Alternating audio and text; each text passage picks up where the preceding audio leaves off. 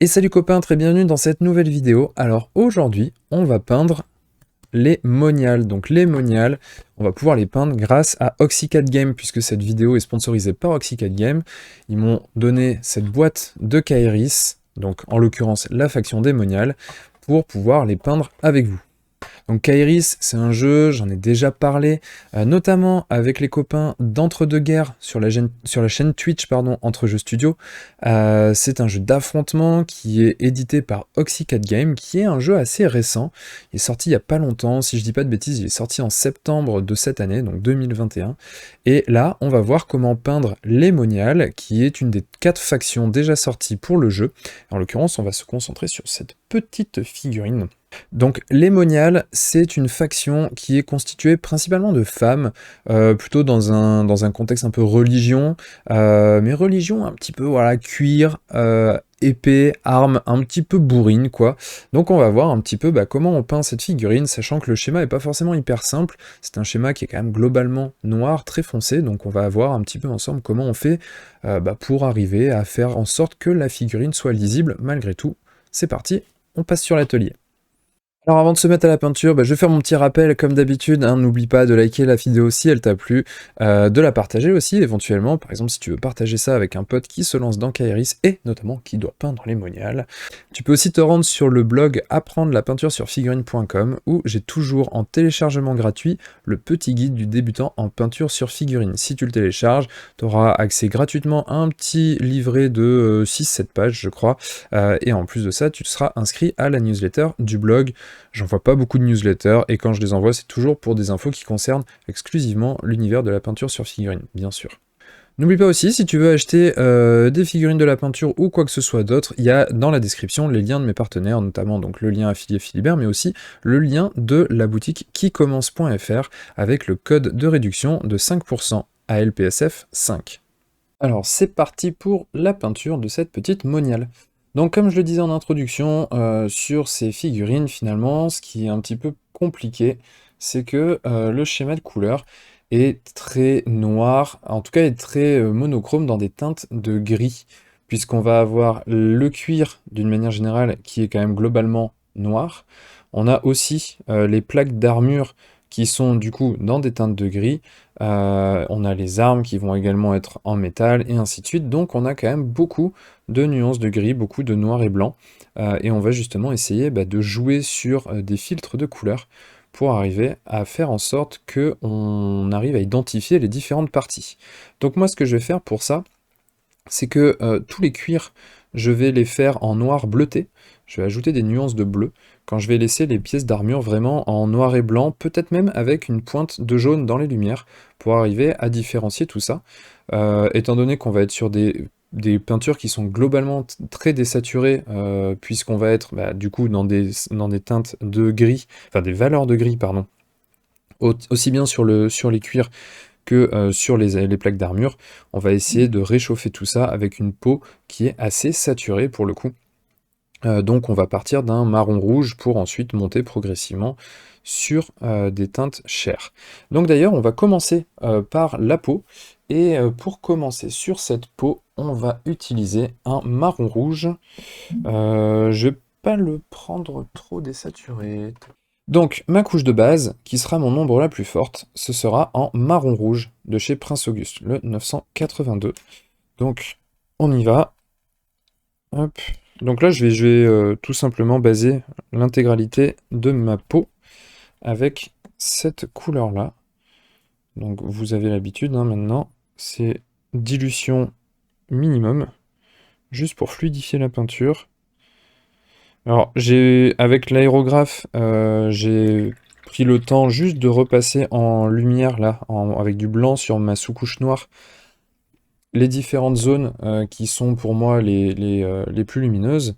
Ça a l'avantage aussi de permettre, justement sur les zones de peau, de permettre une couvrance un peu plus simple avec les teintes, et notamment avec ce marron rouge. Évidemment, c'est absolument pas indispensable, ça aide, ça fait gagner un petit peu de temps, mais c'est loin, encore une fois, d'être indispensable. Donc si vous partez sur une sous-couche noire entièrement, il n'y a pas de souci. On commence de la même manière et on va venir appliquer le marron rouge sur la zone visagale.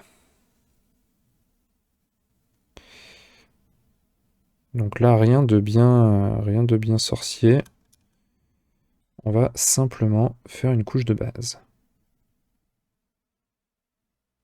Hop, bon, je vais enlever la poignée en fait parce que finalement ça m'aide pas trop.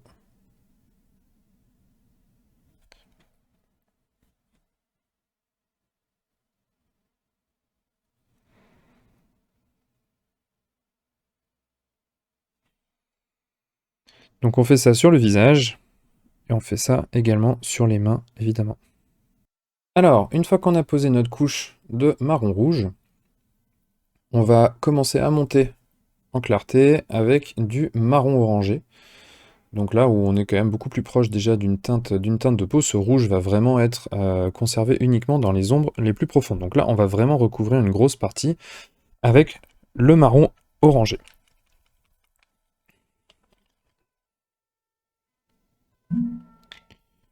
Hop. Alors, dans un premier temps, l'idée c'est avec cette couleur de venir éclaircir le volume global, le volume général, enfin le volume principal du visage et des mains. Donc quand je dis ça, ça veut dire que je ne vais pas me soucier des creux, si ce n'est vraiment les plus profonds, par exemple comme l'orbite des yeux, où là on va pas trop y aller, histoire de garder vraiment une forte ombre. Mais sinon, donc là, par exemple sur le front, je vais reprendre tout le front sans me soucier des rides au niveau du front, au niveau du haut du nez. Et je vais venir chercher comme ça assez loin pour ne laisser que les tempes dans ce marron rouge. Et du coup avoir le marron orangé qui recouvre quasiment l'intégralité. Et ensuite, je vais venir chercher là tout le haut de la pommette pour ne laisser vraiment que le creux de l'orbite en marron rouge. Et pareil de l'autre côté.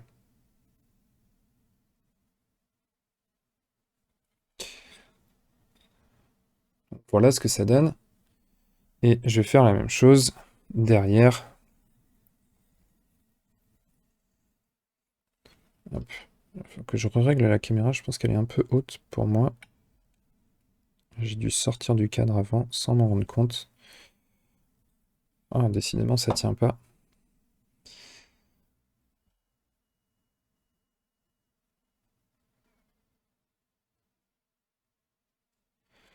Hop. Et ensuite, je vais venir vraiment tapoter comme ça sur le côté. Puis tant que c'est encore frais, repasser un peu de marron rouge pour faire une sorte de mélange dans le frais sur le côté du visage. Donc là, cette fois-ci, on va avoir besoin d'une deuxième couche parce que pour le marron rouge sur le noir, sur le blanc, pardon, puisqu'on avait tout rééclairci au blanc, ça suffisait. Là, une seule couche, c'est pas suffisant. Donc je vais en passer tout de suite une deuxième. Et ça donne ça. Sur les mains, on va faire pareil.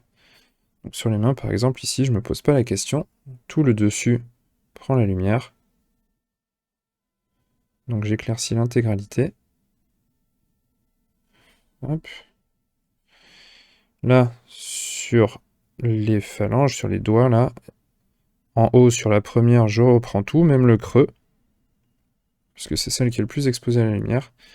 Puis ensuite, sur les deux dernières, je vais reprendre uniquement le volume, donc je vais laisser vraiment juste le creux en marron rouge.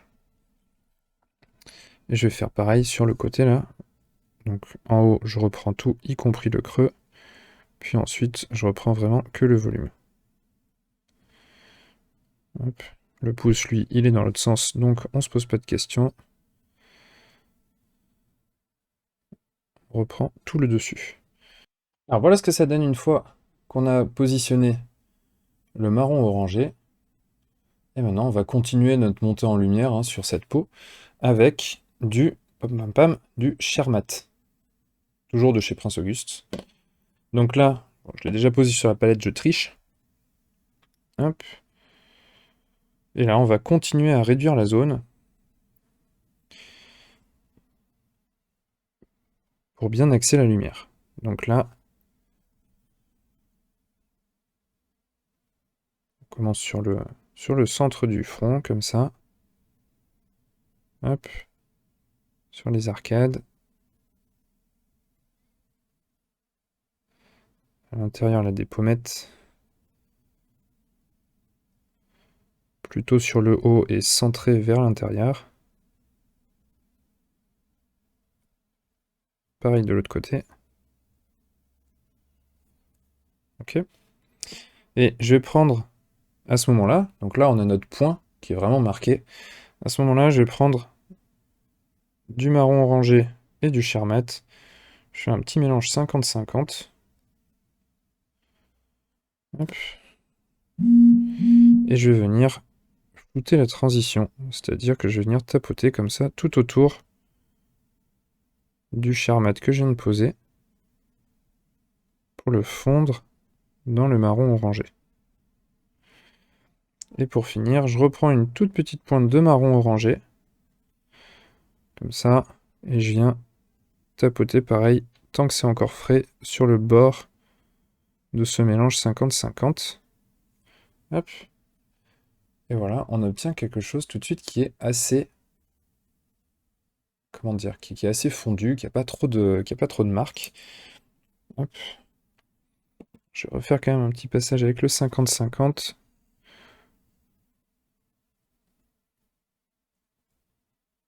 Voilà, pour fondre un petit peu plus.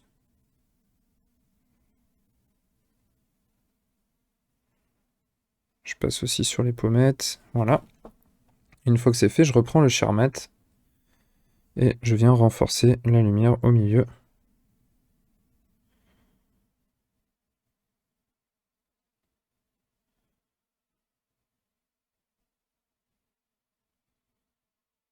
Hop. Au milieu du visage comme ça, et je vais faire pareil, un petit peu sur tous les endroits. Donc là, par exemple, je vais le faire derrière. Hop. Sachant que derrière, du coup, je veux que ce soit un petit peu plus sombre que devant. Donc là, ce sera ma lumière maximum. Alors que devant, on va encore faire une étape d'éclaircie.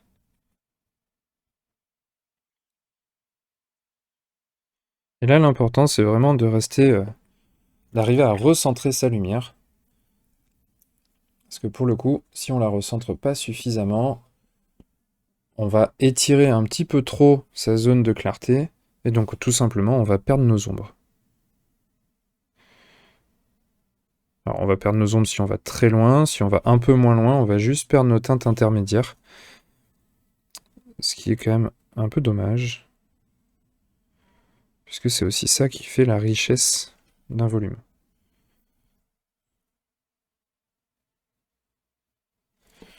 Ok? Donc là, je fais pareil sur les mains. Et puis après, on passe à la lumière finale. Alors, voilà où on en est. Une fois qu'on a posé cette chair mat, je vais essayer de me mettre en gros plan pour voir un peu ce que ça donne. Hop. Donc voilà où on en est. Et là maintenant, on va simplement faire un dernier passage, les lumières maximum, avec du chair clair. Donc là, c'est pour nous permettre d'aller, de monter vraiment au max sur notre lumière. Alors, je refais la bise au bon endroit. Hop.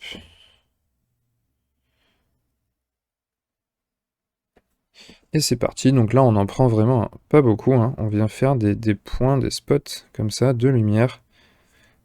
Là typiquement, je vais en faire un, hop, sur le sommet du crâne. Je vais en faire un sur le haut, le point qui sort juste du masque, là, son petit bout de nez, hop. Sur l'intérieur, enfin la zone vraiment la plus proche du nez, sur les arcades sourcilières. Pareil sur les pommettes, vraiment l'intérieur de l'intérieur de l'intérieur. On essaye de vraiment restreindre. Hop. Voilà.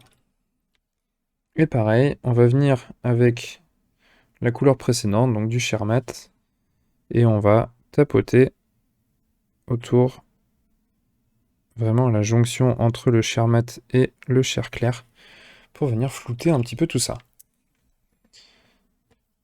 Et on continue à faire pareil sur les mains. Donc par exemple là, je vais venir surtout éclaircir les arêtes. Donc là par exemple, les articulations Forcément, ça prend de la lumière, donc on y va. Mais je reste assez court. Là, j'ai fait n'importe quoi, j'ai débordé. Hop. Donc quand on déborde, on prend la couleur précédente et on rattrape.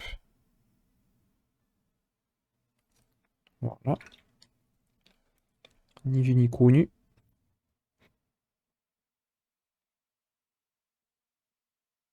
Et voilà, pour la peau. Je sais pas si c'est mon téléphone qui fatigue, j'ai l'impression que ça crame un petit peu. Peut-être éloigner un peu les lampes comme ça. Mais voilà ce que ça donne. Donc là, on a une peau qui est très crédible et qui est quand même assez rapide à faire. Donc là, maintenant, on va passer... on va finir la tête, en fait, et on va faire les cheveux. Donc c'est parti. Alors pour les cheveux, je vais prendre un blond un peu clair, on va dire. Pour ça, je vais prendre du Desert Yellow en base. Donc là, c'est du Desert Yellow de chez Game Color, Valero Game Color. Hop. Je m'en mets pas beaucoup, il n'y en a pas besoin de beaucoup. Je fais deux points différents sur ma palette. Parce qu'il y en a un, je vais le mélanger avec du noir. Je le mélange avec du noir parce que comme ça me permet d'obtenir un espèce de... Je sais même pas comment te décrire, c'est à mi-chemin entre du marron, du jaune, du vert. Pourquoi ça veut pas sortir? C'est bouché celui-là. Hop. Donc là pour le noir on peut prendre n'importe lequel. Là en l'occurrence je prends le black de chez toujours pareil, Valero Game Color. Hop, voilà. Alors, je vais montrer ma palette, comme ça vous allez voir ce que ça donne. Voilà, on est ici. Et là, donc, il n'y a pas non plus besoin d'énormément de noir pour bien assombrir. Et voilà ce que je cherche à obtenir. C'est un peu la même chose que j'ai là, ici. Voilà. Donc on a vraiment un espèce de marron qui tire un peu sur du verdâtre. Et ça, ça vient faire un blond, enfin les ombres d'un blond très désaturé. C'est ce que je cherche ici, pour venir en opposition, oups, je suis sorti du cadre, pour venir en opposition avec la peau qui, elle, est très saturée. Et là, je veux pas que ce soit les cheveux qui attirent le regard. Donc, eh ben, tout simplement, on va faire avec cette couche, avec cette couleur-là, on va se faire notre couche de base. Donc là, on prend l'intégralité des cheveux, sans se poser la question des volumes.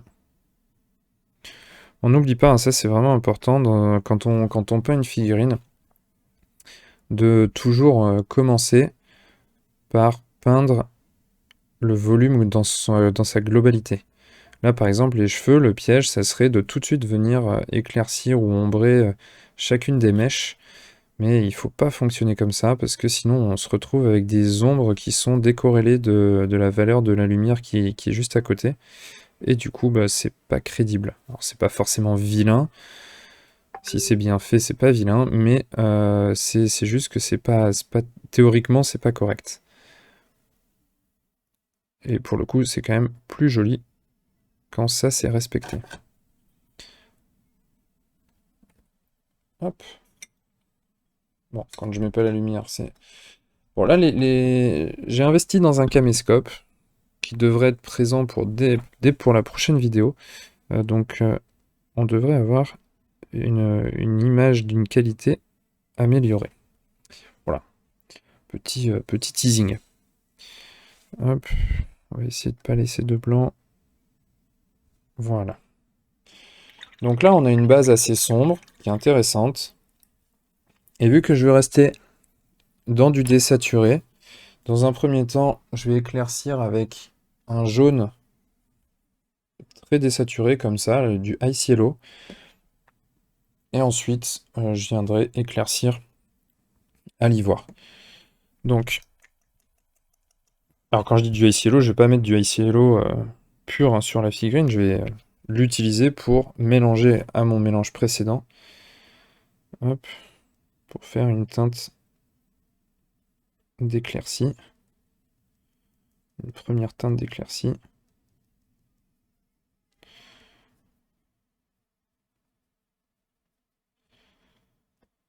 Je pense que je suis allé un peu trop loin dans la clarté. Donc je vais me refaire un petit... Parce que j'ai complètement mangé mon mélange. Hop.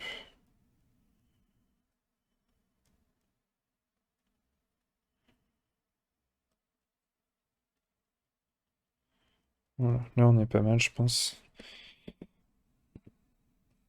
Et donc là, pareil, eh ben, je vais venir éclaircir la masse. D'abord, je vais pas venir éclaircir mèche par mèche. Donc là, ici, j'éclaircis toute cette zone-là,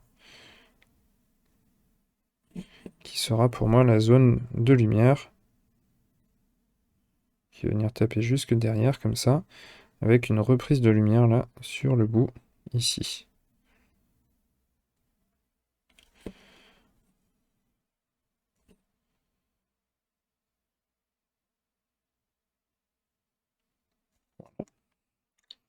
Et comme pour la peau, on reprend le mélange précédent et on vient fondre les transitions. Hop.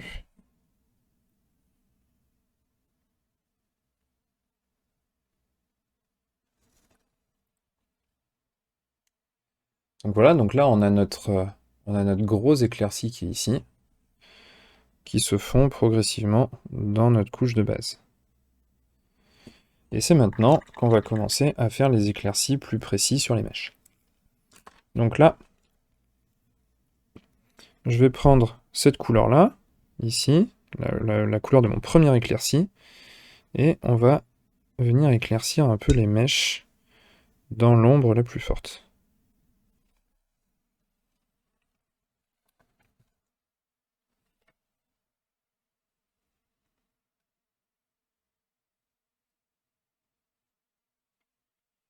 Donc voilà, on peut utiliser le flanc du pinceau hein, pour se servir de la sculpture des mèches. C'est intéressant. Ça facilite le boulot. Ok. Ensuite, je vais rajouter un peu de Ice Yellow dans mon mélange là précédent. On obtient quelque chose de plus clair. On obtient à peu près quelque chose comme ça. Voilà. Et ça, je vais éclaircir en me rapprochant. Donc là, je vais éclaircir que les reliefs. Hein. Et je vais du coup me rapprocher de ma zone de lumière maximum. Et je vais pas aller ici dans cette zone d'ombre.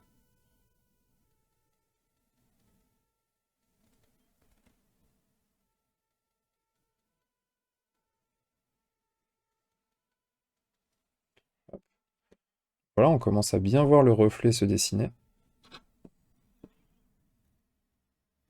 J'oublie pas la zone de reprise de lumière ici sur la pointe.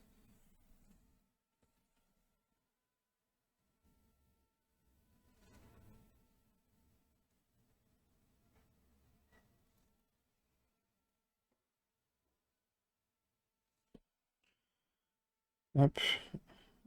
Et là, du coup, je rajoute un petit peu d'ivoire que j'avais pas encore posé sur ma palette.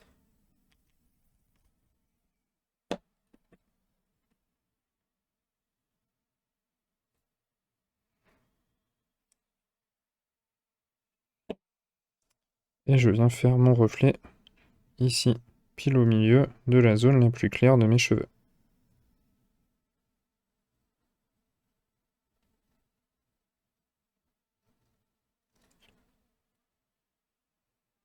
Je reprends aussi du coup le bout de la pointe.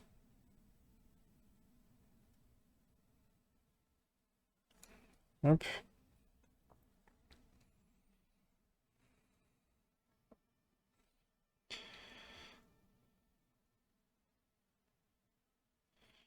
Et voilà.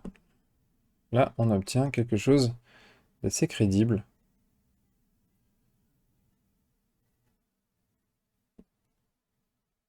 Avec des cheveux qui sont pas éclaircis intégralement de la même manière. Je vais même encore rajouter un petit éclairci, un petit spot de lumière avec de l'ivoire pur ici sur le centre de ma lumière.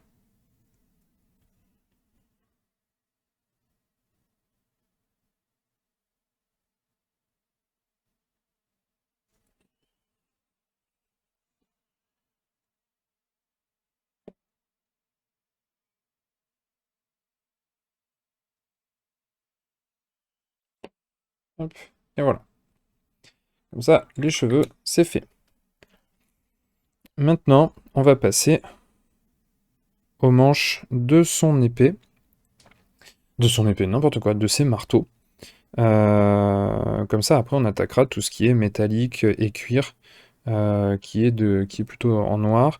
Alors, avant de passer à ça, on va utiliser un peu les mêmes couleurs. On va faire un rappel de ces couleurs-là pour faire le petit ourlet, là. Je sais pas comment ça s'appelle, mais en tout cas, l'espèce de broderie qui est au bout du cuir ici, qu'on va faire, pour le coup, dans un espèce de doré un peu terni. Et on va faire la même chose aussi sur la boucle de sa ceinture. Donc, on va prendre exactement les mêmes couleurs qu'on avait ici, pour les cheveux. Donc la couleur de base que j'ai montré tout à l'heure, on se fait une petite couche de base ici, sur la zone du bas.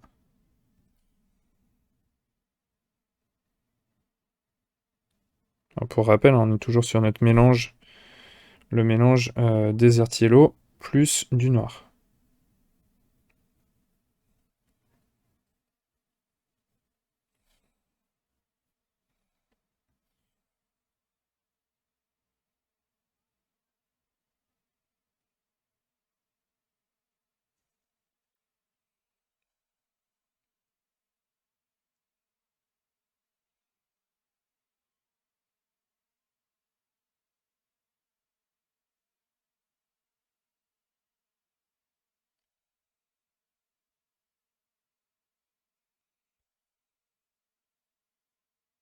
Là, comme toutes les zones qui sont autour sont pas peintes, elles sont encore en noir, je n'irai pas jusqu'à dire que je vais volontairement les salir, mais si toutefois je déborde dessus pour aller plus vite, ça me pose pas de problème, elles sont pas peintes de toute façon, il faudrait que j'y revienne. Donc j'essaye de gagner du temps. Donc j'ai peint hop, cette pièce du bas du tissu, du bas du cuir. Et on va faire la même chose avec la boucle de la ceinture.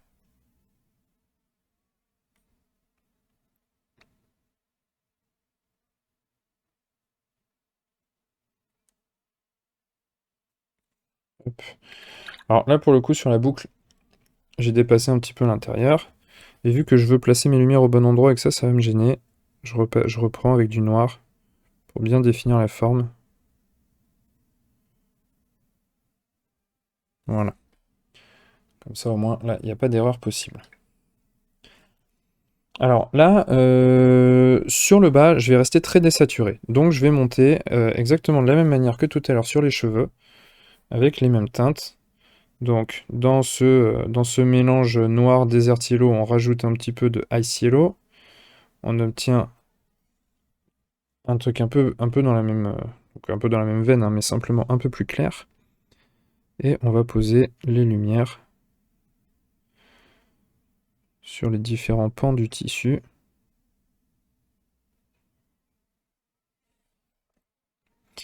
Là, on est quand même vraiment sur le bas de la figurine. C'est pas ce qu'on veut mettre en avant. C'est pas ce sur quoi on veut attirer l'œil. Donc, on va rester très désaturé. Et progressivement, je rajoute de l'ivoire dedans pour monter en clarté.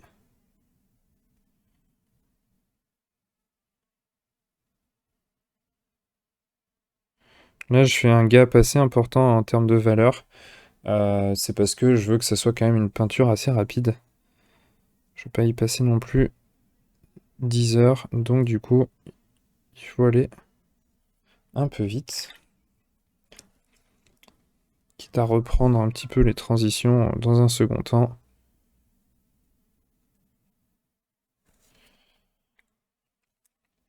Je vais finir avec des points d'ivoire pur, tout petits, placés à des endroits clés, pour simuler un espèce d'aspect relativement métallique. Faut pas non plus que ça soit trop métallique, hein, parce on est sur un tissu, du cuir, je sais pas trop. On va quand même reprendre les arêtes du dessous avec l'ivoire. Et voilà. Là, pour moi, ça suffit largement. Pour la partie de la boucle, là, par contre, je veux quand même que ça soit un tout petit peu plus désaturé. Donc, ma première lumière, je vais la faire avec du Desert Yellow. Comme ça, on va augmenter la saturation un petit peu et ça va avoir un aspect un peu plus métallique pour le coup. Parce que là, on est vraiment sur du métal. Donc, je vais le faire en 2 points de lumière. Vu qu'on est sur quelque chose de circulaire, je vais faire 2 points de lumière opposés. Comme ça, ce sera visuellement intéressant. Hop. Plus la petite tige là, qui passe dans la ceinture, que je reprends, voilà. Et une fois que j'ai fait ça, je vais faire un premier passage avec du Ice Yellow pur, qu'on va concentrer. On va juste faire un petit éclat en haut et en bas, plus sur la petite tige. Hop. Et enfin, un spot avec de l'ivoire. Juste un point en haut. Si j'y arrive. Un point en bas. Donc on reprend après avoir taché un énième pantalon. Hop. Donc je disais un petit point en haut d'ivoire. Et un petit point en bas en opposé. Voilà, comme ça on a quelque chose qui fait bien métallique pour la boucle de la ceinture. Et qui est un petit peu plus saturé que la partie basse ici, ce qui me va très bien, comme ça cette partie-là est beaucoup plus éteinte. Ok? Ensuite, on va faire donc le manche des deux marteaux. Donc là pour le coup, on va aller chercher un marron bien foncé. Hop. En l'occurrence, on est sur du Shard Brown. Donc, ce marron-là va nous servir de base.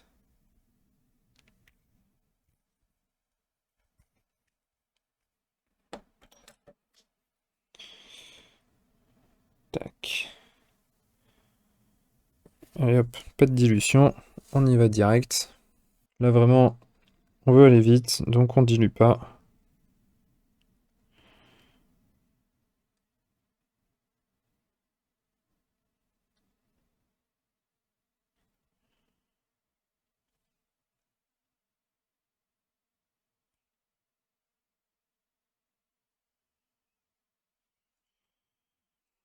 L'idée c'est simplement d'avoir quelque chose d'homogène le plus vite possible.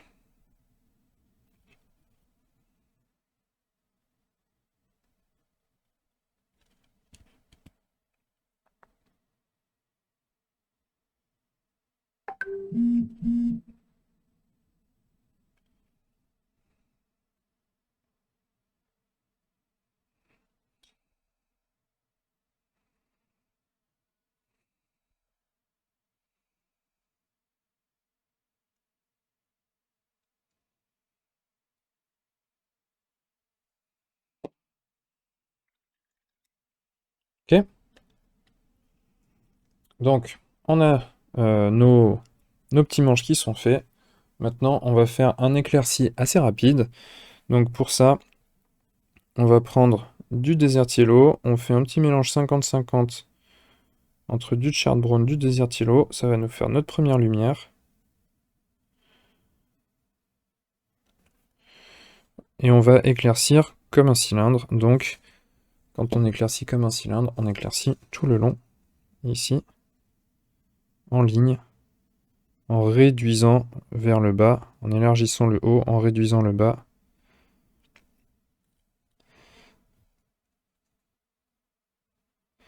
Et là, pour un effet graphique, on va faire l'inverse sur le haut, c'est-à-dire qu'on va élargir vers la main.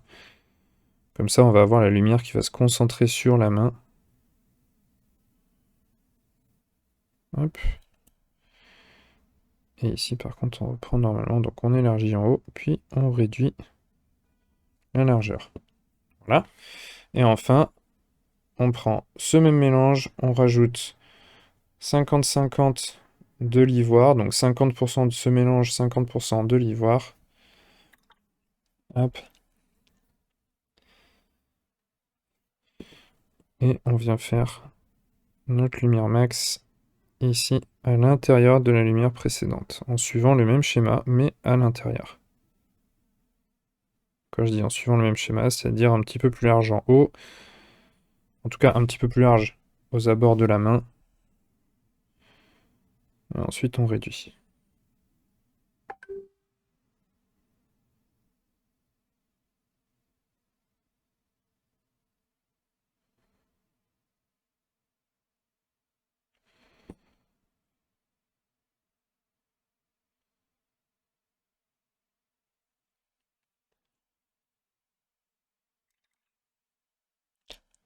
Hop, et voilà, donc là ça suffit pour les éclaircies sur ce manche.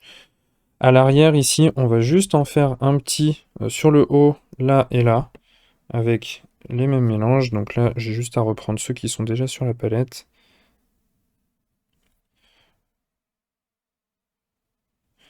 Et on les fait. Je vais pas monter trop loin sur mon ivoire.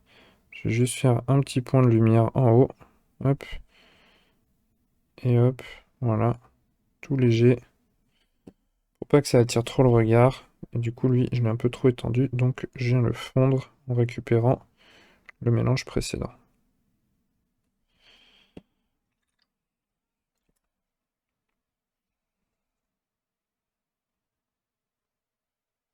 Voilà. Pareil ici. Un petit peu trop brutal. Hop. Et voilà. Et donc maintenant, on va attaquer tout ce qui est cuir et métaux. Donc, vu que les plaques de métal sont au-dessus du cuir, on va commencer par les cuirs. Donc, comme je le disais, là, on va ajouter des nuances de bleu dans ce cuir. Donc, pour ajouter des nuances de bleu, on va utiliser... Hop, hop, hop, où est-ce qu'il est? Il est ici. On va utiliser du Night Blue, qui sera la première lumière par rapport à ce noir. Parce que là, on est resté complètement basé en noir. Donc, c'est notre ombre la plus forte. Ok, donc là, on a mis notre Night Blue sur la palette. On le dilue, on le fluidifie un petit peu quand même. On le dilue un petit peu. Parce qu'il ne faut pas non plus qu'on se retrouve avec du bleu, hein. On veut rester sur du noir bleuté certes, mais on veut rester sur du noir. Et donc là, on va faire comme on a fait pour la peau, c'est-à-dire qu'on va monter les volumes principaux de chaque morceau de la figurine. Donc là, par exemple, ici, sur les jambes ce sont des cylindres, donc on va monter tout l'avant de la jambe comme ça, sans se soucier pour l'instant des détails, sans se soucier des plis. Donc je fais vraiment comme un long trait bleu sur l'ensemble de la jambe, qui vient d'ailleurs s'étendre sur la botte, comme ceci. Là on est sur une lumière qui vient de face, donc ça éclaire de face comme ça, tout l'avant du cylindre que forme la jambe.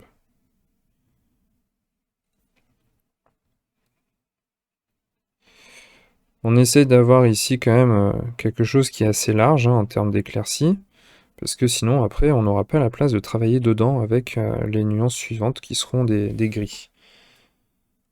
On fait ça devant et on fait ça aussi derrière pour la contre-lumière, sinon on va se retrouver avec un arrière qui sera entièrement noir et ça n'a absolument aucun intérêt. Il faut pas oublier que finalement quand on joue, nous c'est souvent l'arrière de nos figues qu'on va voir. Donc si elles sont pas peintes, c'est quand même dommage. Pour le copain c'est sympa, mais pour nous ça l'est moins. Donc on fait une petite contre-lumière comme ça, hop, qui sera un petit peu moins forte que l'avant, mais quand même qui sera présente. Là ici, j'avais fait un éclairci là pour donner de la lumière à cette zone-là sur les plaques d'armure. Donc là ici, ce que je vais faire, c'est que je vais prendre mon bleu, je vais le repasser. Donc là, on va vraiment partir sur du bleu pour le coup, puisqu'on n'est plus sur du noir, mais on est sur du gris, voire du blanc. Donc, je vais vraiment repasser du bleu Par contre, ensuite, on va aussi repasser du noir pour redescendre un petit peu tout ça, parce que là, c'est beaucoup trop bleu. Donc, je prends le noir, tant que le bleu est encore humide, et puis on va venir ombrer comme ça le dessus et le dessous, l'intérieur, pour ne laisser en bleu que la partie qui correspond à notre cylindre, en tout cas aux parties éclaircies en bleu sur le reste de la jambe. Comme ça, on a une vraie continuité. Voilà. Donc là, c'est normal, hein, le bleu est très très sombre. On le voit à peine. Simplement, ça va quand même donner des nuances. On va faire la même chose ici en haut, sur les manches et sur le dos. Donc là, par exemple, donc je vais juste montrer quand même sur une manche, par exemple, bon, bah, on est sur un cylindre, mais qui est dans l'autre sens. Donc du coup, ici, hop, c'est toute cette zone-là qui va être éclaircie. Voilà. Ensuite, on va remonter sur le cylindre, sur un cylindre qui cette fois-ci retourne dans le même sens que la jambe. Donc, hop, notre trait, il va changer d'orientation. Il va être comme ça. Voilà. On va faire ça sur les deux bras. Et après, sur le dos, eh ben, on va, pareil, on va prendre le volume général. Donc là, par exemple, ici, on va reprendre le petit bout de cylindre de la nuque, qui est par là.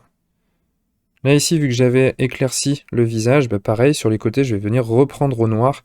J'avais éclairci au blanc avec mon aérographe pour apporter de la lumière, pour pouvoir peindre plus facilement la tête. Et bien là, sur les côtés, je vais reprendre au noir. En attendant, ici, hop, je vais tout reprendre au bleu sur le dessus du volume, sur ce dessus-là également. Là, on éclaircit bien hein, les omoplates, tout ça. Le dessus des épaules, où là, on capte quand même beaucoup la lumière.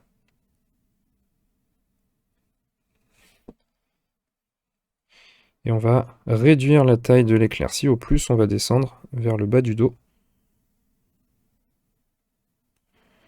Là, le personnage a un dos qui est particulièrement musclé, et donc du coup, ça nous facilite le travail. Hop. Donc voilà, je finis d'éclaircir tout ça en bleu, et puis après, je reprends la vidéo. Alors voilà où on en est. Donc là, on a passé notre première couche de bleu. Donc il y a des zones qui sont un petit peu plus bleues que d'autres, comme par exemple ici, parce que j'avais identifié comme une zone de clarté, une zone d'appel de l'œil. Donc du coup, je l'ai laissé plus clair volontairement ici aussi. Maintenant, on va éclaircir tout ça avec un gris un petit peu bleuté, qui a des teintes un peu bleutées, du sombre gris. Hop. Alors, histoire qu'on soit pas trop loin non plus de notre Night Blue, on va justement mélanger un peu de Night Blue dedans. Pas trop non plus, parce que du coup, faut pas que que ça devienne du bleu, faut bien que ça reste du gris. Hop. Et donc là, on va continuer à éclaircir les zones qu'on avait déjà commencé à éclaircir juste avant. Toujours pareil, en respectant l'éclaircie par rapport au type de volume et en réduisant la zone. Donc là, par exemple, sur la jambe, sur ce cylindre, eh bien, on va venir éclaircir comme ça. On part plus large en haut. Et on va réduire progressivement au fur et à mesure qu'on va descendre.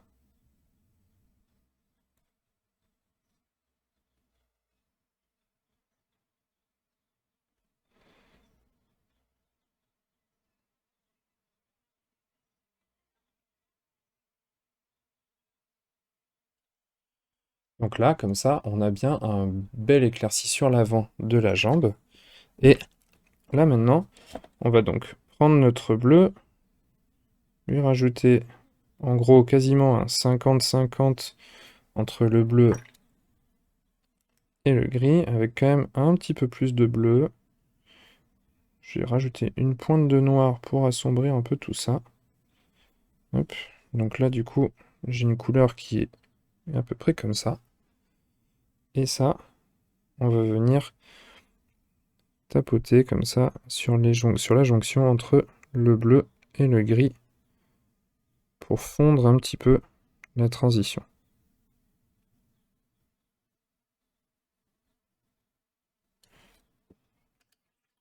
Hop.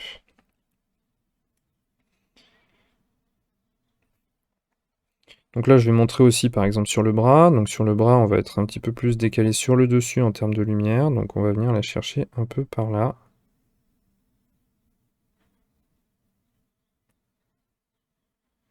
Et là, vu qu'on est pile à la perpendiculaire de la lumière, le bras étant vraiment à l'horizontale, eh bien, il n'y a pas de zone plus large que d'autres. On est vraiment sur un trait qui est tout à fait homogène en termes de taille.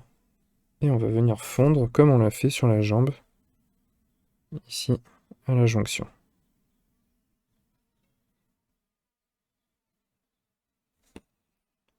Hop.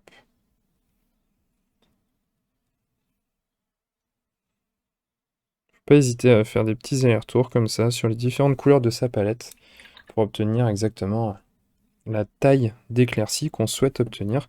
Par exemple, là, si je considère que cette zone elle est un tout petit peu trop claire par rapport à ce que je veux donner, vu que je veux être sur un noir, bah, je peux tout à fait prendre du noir, me faire un petit glacis de noir, et puis, hop, reprendre ici toute la zone pour redescendre la clarté d'un cran.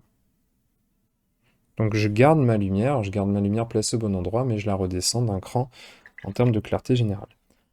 Donc pareil, je vais faire ça avec ces couleurs-là sur l'ensemble de la figurine, et puis je reprends après. Tout ça, c'est pas parce que je veux pas montrer, c'est parce que sinon après la vidéo est trop longue.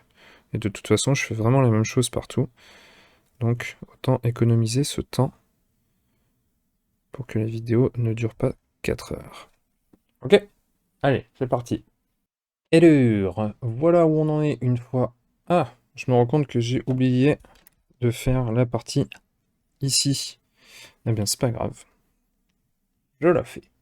Alors voilà, cette fois-ci, c'est vraiment tout fait. Donc là maintenant, ce qu'on va faire, c'est qu'on va faire les lumières finales sur ce cuir et on va les faire avec du Wolf Grey. Alors sur ce cuir, je vais pas monter trop loin au blanc, tout simplement parce que je veux que ce soit le métal qui est à côté qui soit le plus lumineux. Et si on monte trop loin au blanc sur le cuir, après le métal il va sembler aussi étincelant, voire moins étincelant, donc du coup c'est pas cohérent, et je préfère garder cette luminosité maximum pour les métaux. Donc là du coup, on va passer sur le Wolf Grey, on va le diluer un petit peu pour le coup, parce que sur la lumière finale, je veux pas que ça soit non plus trop tranchant, et on va tout simplement reprendre les lumières sur toutes les zones. Alors on va commencer par des lumières qui seront courtes sur la zone basse, et on va l'étendre un tout petit peu plus sur les zones hautes. Comme ça, du coup, on va orienter un petit peu notre lumière quand même vers le visage de la figurine. Donc là, il n'y a pas de secret, hein, c'est toujours le même principe. Donc on passe notre lumière, puis ensuite on vient atténuer les transitions avec la couleur de la couche précédente pour essayer d'avoir quelque chose qui soit le plus fondu possible.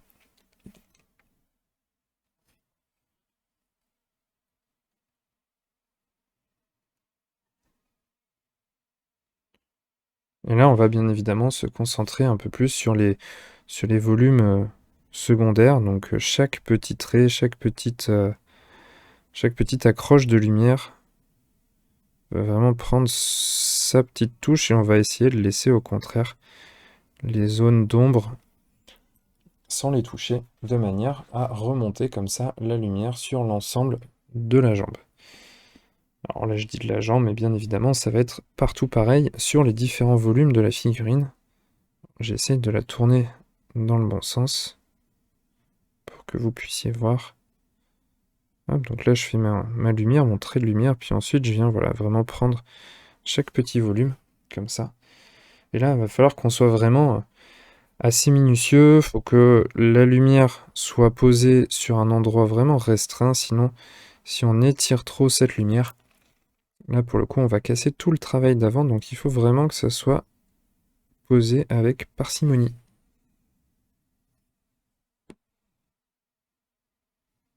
On n'hésite pas sur les arêtes, par exemple, à venir à venir les reprendre, parce que ces arêtes sont vraiment généralement des endroits qui captent bien la lumière. Ça donne pas mal de crédibilité à nos matériaux.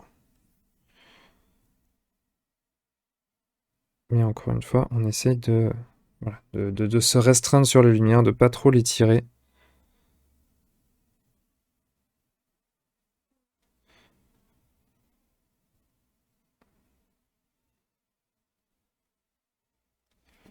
Hop, donc là par exemple, voilà ce que ça peut donner sur cette première partie. Donc je vais faire ça un peu partout. Par exemple, ici sur l'épaule, on va venir accentuer voilà, le spot de lumière sur le rond de l'épaule, ici. Hop, puis ensuite, on va l'atténuer.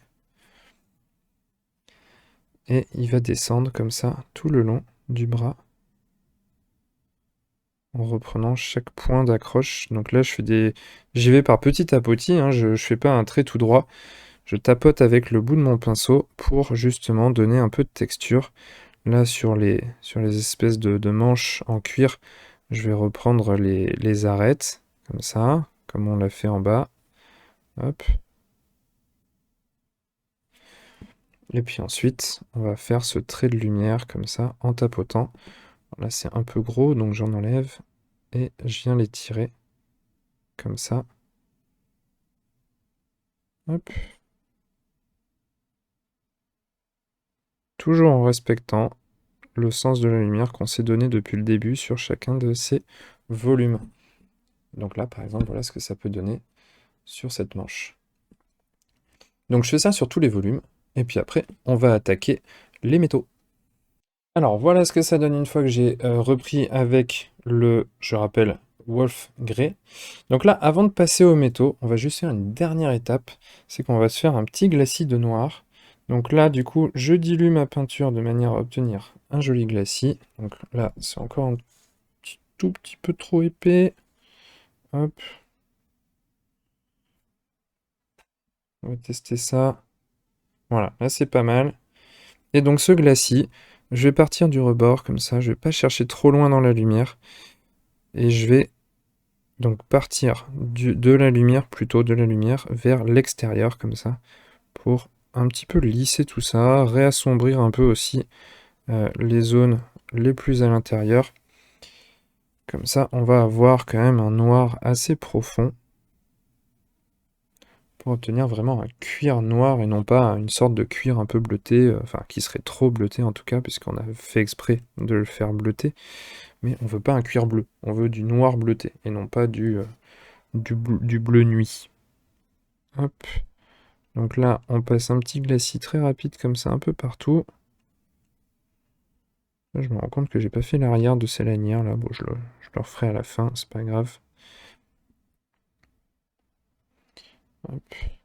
Ici, pareil, hein, dans le dos, on va rééquilibrer un petit peu tout ça. On va réassombrir un peu le tout, mais aussi on va lisser parce que là, j'ai pas mal de petits coups de pinceau justement parce que j'ai voulu texturer tout en allant très vite. Donc, le fait de venir comme ça, repasser un petit glacis de noir, ça va venir réassombrir et lier un peu le tout.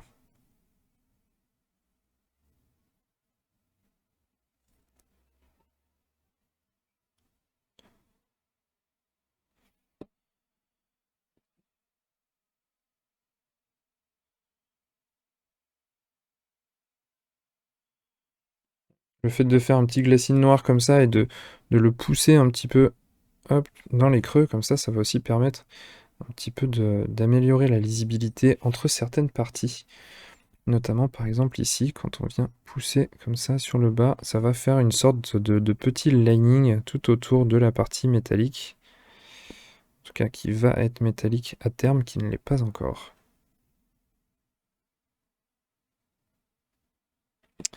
Hop, donc voilà, je vais faire un peu quand même sur la ceinture également.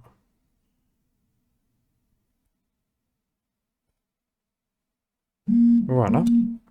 Donc là, on a notre cuir bleuté qui est bien, qui est comme on le souhaite.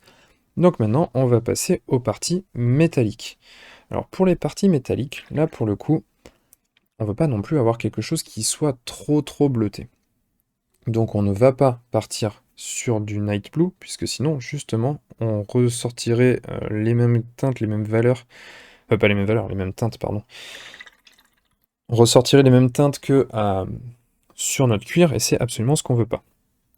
Là, j'ai quand même fait déjà un spot de lumière, donc je vais en profiter, et je vais simplement donc reprendre notre sombre gris, qui est certes un tout petit peu bleuté, mais vu que là, on va pas l'additionner de Night Blue, ça va rester quand même dans des teintes qui sont acceptables pour être différenciants par rapport au cuir, et on va venir entourer cette zone de lumière avec ce sombre gris pour donner la teinte intermédiaire de notre métal.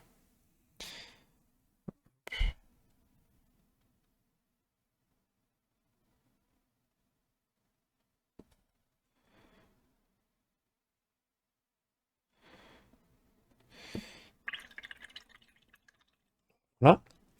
Ensuite, on reprend notre noir pour faire la liaison là sur les zones du côté. Donc, on va lisser un petit peu cette zone de transition.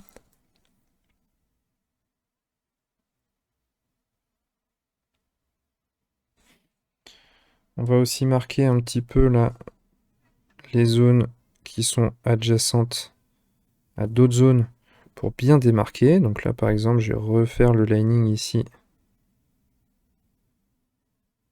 de l'intérieur. Je vais refaire aussi celui-ci. Pour bien démarquer les zones, hein, pour que ça soit bien lisible, encore une fois.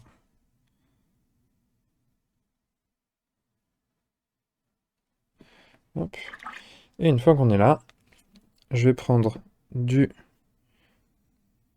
Hop.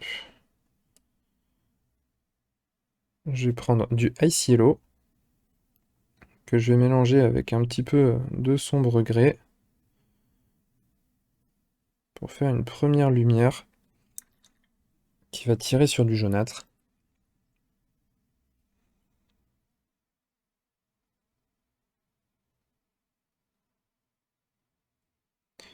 Et qu'on va poser sur la zone là que j'avais identifiée en blanc, mais si on n'a pas identifié de zone en particulier, eh bien on va tout simplement venir poser ce petit mélange dans la zone qu'on va vouloir, la zone la plus claire, la zone qui reçoit la lumière.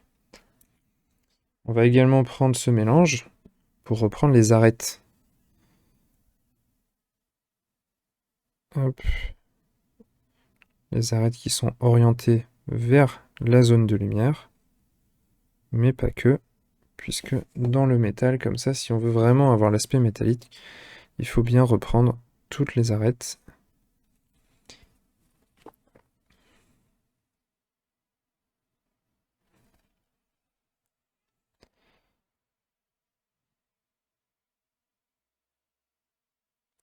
Hop. Donc là, on a intégré notre notion de jaune ici, et on va finir avec du blanc pur pour donner son éclat à ce métal.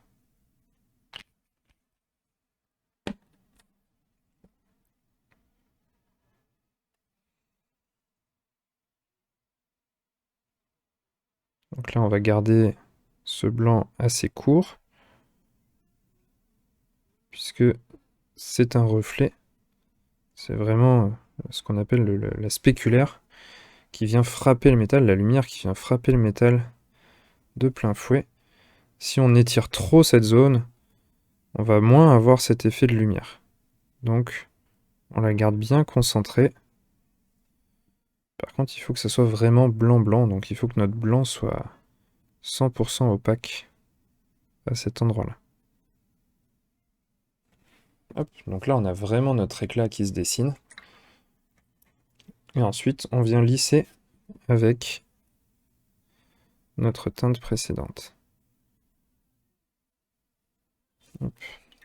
On peut s'amuser aussi à faire des petits traits de lumière, des petits reflets par ailleurs. Par exemple, je sais pas, je vais en faire un ici.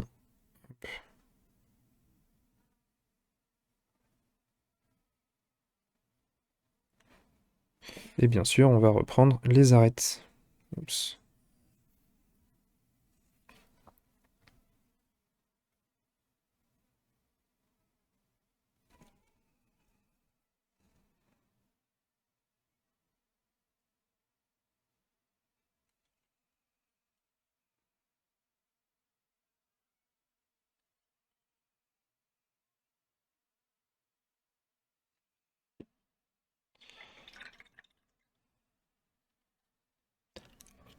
Alors là, je trouve que j'ai trop étendu la zone de sombre gris, donc pareil, je fais comme tout à l'heure, je me fais un petit glacis de noir, et je viens reprendre certaines zones comme ça pour les assombrir un peu, et pour renforcer un peu cet effet de lumière qu'on va avoir ici. Et la dernière chose à faire, c'est de prendre alors, du noir bien dilué, pas forcément au stade de glacis, mais en tout cas bien dilué, et on va repasser à l'intérieur du petit motif là. Touc. Pour le faire ressortir.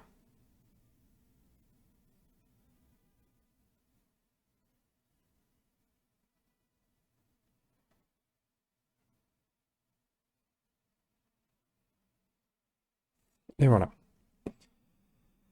Si on veut être 100% correct en termes de lumière, eh bien ici, on va devoir aussi reprendre l'intérieur des arêtes de ce motif. Alors là, je vais attendre que mon noir y sèche avant de le faire. Pour l'instant, je vais simplement renforcer ma lumière ici. Mais si on veut vraiment être correct, il faut venir renforcer les arêtes au blanc, puisqu'elles captent énormément la lumière aussi, et ça va justement dessiner ce motif qui est creusé dans l'armure, qui est sculpté, et donc en gros, hop, ici, il nous faudrait une petite lumière blanche là,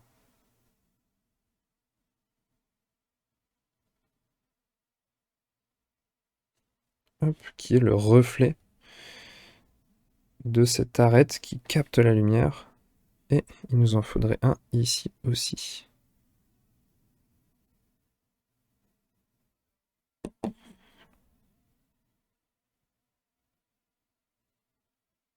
Hop. Et voilà, et donc là, on va s'appliquer à faire ça sur l'ensemble des métaux. Donc je vais faire exactement la même chose ici. En ce qui concerne les marteaux, par exemple, on va identifier une zone de lumière. Par exemple, mettons que je vais prendre l'exemple de cette face ici. Eh bien, je vais fonctionner exactement de la même manière. Donc dans un premier temps, je vais faire déjà mon passage avec mon sombre gris. Donc je vais reprendre toutes les arêtes.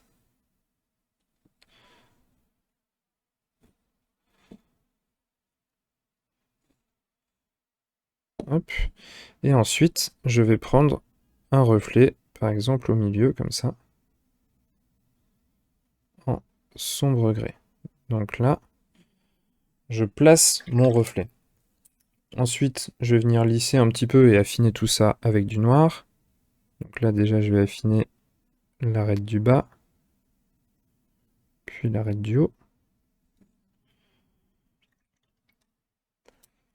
Je fais un deuxième passage au sombre gris, en restant vraiment au centre du reflet que j'ai choisi de faire. Hop. Ensuite, je prends par exemple une teinte intermédiaire avec mon mélange sombre gris et ice yellow. Et je viens vraiment à l'intérieur de ce reflet pour renforcer la lumière. Évidemment, j'en profite pour reprendre les arêtes.